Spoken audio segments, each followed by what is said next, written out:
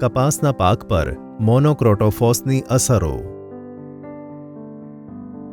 પાકને નુકસાનથી બચાવવા માટે કૃષિ ઉદ્યોગ જંતુનાશક દવાઓના ઉપયોગ પર ખૂબ આધાર રાખે છે।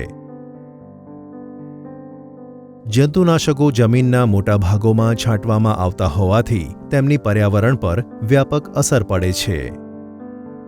જંતુનાશકો તેમની ઝેરી અને માનવો અને પર્યાવરણ માટેના જોખમને આધારે વર્ગીકૃત કરવામાં આવે છે। વર્લ્ડ હેલ્થ ઓર્ગેનાઇઝેશન WHOએ તેમની તીવ્ર ઝેરીતા મુજબ જંતુનાશક તત્વોમાં સક્રિય ઘટકોનું વર્ગીકરણ કર્યું છે। વર્ગ 1 સૌથી ઝેરી છે। વર્ગ 1 ખૂબ ઓછી માત્રામાં પણ આ જંતુનાશકો જીવલેણ બની શકે છે, તેથી આમાંના ઘણા દેશોમાં પ્રતિબંધિત કરેલ છે।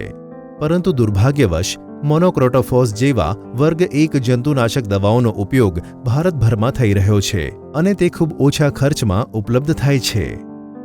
માત્ર WHO જ નહીં, પરંતુ રોટરડમ એનેક્સ્ચ્યોર 3એ પણ મોનોક્રોટોફોસને એક અત્યંત જોખમી રસાયણ તરીકે સૂચિબદ્ધ કર્યું છે। મોનોક્રોટોફોસ કેમ નહીં? કપાસની ખેતીમાં વધતા જીવાત અને રોગને લીધે જોખમી રસાયણોનો ઉપયોગ થાય છે। દુર્ભાગ્યે દર વર્ષે પાક પર જરૂરી કરતાં રસાયણોનો ભારી માત્રામાં છંટકાવ કરવામાં આવે છે।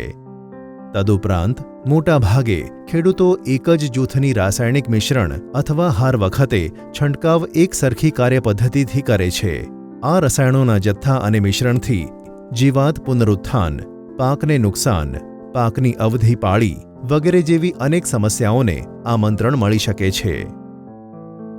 મોનોક્રોટોફોસ એ એક એવું જોખમી રસાયણ છે જેનો ઉપયોગ સમગ્ર ભારતના ખેડૂતો દ્વારા કપાસના જીવાતને નિયંત્રણમાં કરવા માટે થાય છે। તે ઓર્ગેનોફોસ્ફેટ જૂથ સાથે સંકળાયેલ એક વ્યાપક સ્પેક્ટ્રમ જંતુનાશક છે અને તેઓ કુદરતી દુશ્મનની વસ્તીને ભારે નુકસાન પહોંચાડે છે। ઓપીની અસર તે કયા પ્રકાર અથવા સમય અને કયા પ્રકારમાં તેનો ઉપયોગ થઈ રહ્યો છે તેના પર નિર્ભર રહેશે। ઓર્ગેનોફોસ્ફેટ જંતુનાશકના કેન્દ્રિત દ્રાવણથી મૃત્યુ સહિત ગંભીર અસરો થઈ શકે છે। કપાસના પાક પર મોનોક્રોટોફોસની અસર। જંતુનાશકો જે છોડ દ્વારા શોષી શકાય છે અને છોડના અન્ય ભાગોમાં પરિવહન કરી શકે છે તે પ્રણાલીગત જંતુનાશકો તરીકે ઓળખાય છે। ઓર્ગેનોફોસ્ફેટ જૂથ ખાસ કરીને મોનોક્રોટોફોસ, એસિફેટ અને જંતુનાશકોના નિયોનિકોટિનોઇડ જૂથ સાથે સંકળાયેલા મોટાભાગના જંતુનાશકો પ્રકૃતિમાં પ્રણાલીગત હોય છે અને તેઓ પાકને વાનસ્પતિક વિકાસ તબક્કા તરફ આગળ ધપાવે છે। તે ખૂબ જ દ્રાવ્ય રસાયણ છે જે પાક પર છાંટવામાં આવે ત્યારે ઝડપથી અસર બતાવે છે। પ્રારંભિક પાકના ચરણમાં પ્રણાલીગત જંતુનાશક દવાઓનું છંટકાવ કરવાથી વેજીટેટિવ લીફી ચરણમાં તબદીલ થાય છે અને ફૂલો અને પાકની પરિપક્વતામાં વિલંબ થાય છે। આ જંતુનાશક દવાઓના પ્રારંભિક ઉપયોગથી જીવાતનો રોગ ફેલાય છે અને બદલામાં જીવાત નિયંત્રણ માટે પ્રણાલીગત જંતુનાશકોનો વારંવાર ઉપયોગ કરવાની જરૂર પડે છે।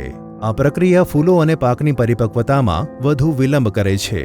જંતુનાશક તત્વોના આ જૂથો દ્વારા એક સમસ્યા થાય છે જે પેસ્ટ રિસર્જન તરીકે ઓળખાય છે। મોનોક્રોટોફોસ જેવા બ્રોડ સ્પેક્ટ્રમ જંતુનાશક પ્રાકૃતિક દુશ્મનો પર વિનાશક અસરો કરી શકે છે, જેના કારણે સરળતાથી જીવાતનું પુનરુત્થાન થઈ શકે છે। આ બ્રોડ સ્પેક્ટ્રમ જંતુનાશક દવાઓને જંતુનાશક પ્રેરિત હોર્મોલિગોસિસ તરીકે ઓળખાતી ઘટના પણ થઈ શકે છે, જે જીવાતોને ફેલાવાનો માર્ગ બનાવે છે। હોર્મોલિગોસિસ એ એવી ઘટના છે જેમાં કેટલાક જંતુનાશકો જીવાતમાં શારીરિક પરિવર્તન લાવે, જેનાથી તેઓ વધારે બળથી ફળદ્રુપ ઈંડા મૂકે, જેથી તે એકદમથી બહાર આવે છે। માનવ સ્વાસ્થ્ય પર મોનોક્રોટોફોસની અસરો। મોનોક્રોટોફોસને ઇન્હેલેશન, ત્વચા સંપર્ક અને ઇન્જેક્શન તથા ઘણી રીતો દ્વારા માનવ શરીરમાં જઈ શકે છે અને બધા ખુલ્લા માર્ગો તે માટે ખૂબ જોખમી છે। ઓર્ગેનોફોસ્ફેટ જંતુનાશકોની ડાયાબિટોગેનિક અસર પર ઘણા પ્રકારના સંશોધન કરવામાં આવ્યા હતા। અધ્યયનમાં જાણવા મળ્યું છે કે મોનોક્રોટોફોસ આપણા શરીરમાં ગ્લુકોઝ અસહિષ્ણુતા લાવી શકે છે। આ જંતુનાશક દવાના બીજા અધ્યયનમાં જાણવા મળ્યું છે કે તેનાથી હાઇપરગ્લાયકેમિયા થઈ શકે છે, એવી સ્થિતિ જ્યાં રક્ત પ્લાઝમામાં ગ્લુકોઝની વધુ માત્રા ફરે છે। ગ્લુકોઝમાં તીવ્ર વધારો અનેક અંગને નિષ્ફળ કરી શકે છે. બિહારની શાળામાં મધ્યાહન ભોજન દુર્ઘટનામાં 23 બાળકોની મૃત્યુ થઈ હતી. તે પણ આ જીવલેણ જંતુનાશકનું પરિણામ હતું. બાળકોને આપવામાં આવેલું ખોરાક તેલમાં રાંધવામાં આવતું હતું, જેમાં મોનોક્રોટોફોસની અમુક માત્રા મળેલી હતી. WHOનો અંદાજ મુજબ ભારતમાં દર વર્ષે હજારો ઇરાદાપૂર્વક અને આકસ્મિક મૃત્યુમાં આ જંતુનાશક મુખ્ય ભૂમિકા નિભાવે છે અને તેનો ઉપયોગ કપાસ સહિતના વિવિધ પાકમાં થાય છે.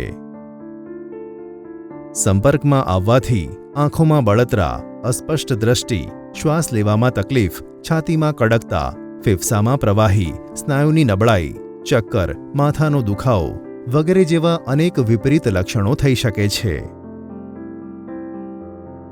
એવું લાગે છે કે આ માનવ સર્જિત રસાયણની શોધ પાકની આવકમાં સુધારો અને વધારો કરવાના હેતુથી કરવામાં આવી હતી, પણ દુર્ભાગ્યથી તેનો અનિયંત્રિત ઉપયોગ અકારણ અને જીવલેણ પરિણામો સાથે આવ્યો છે.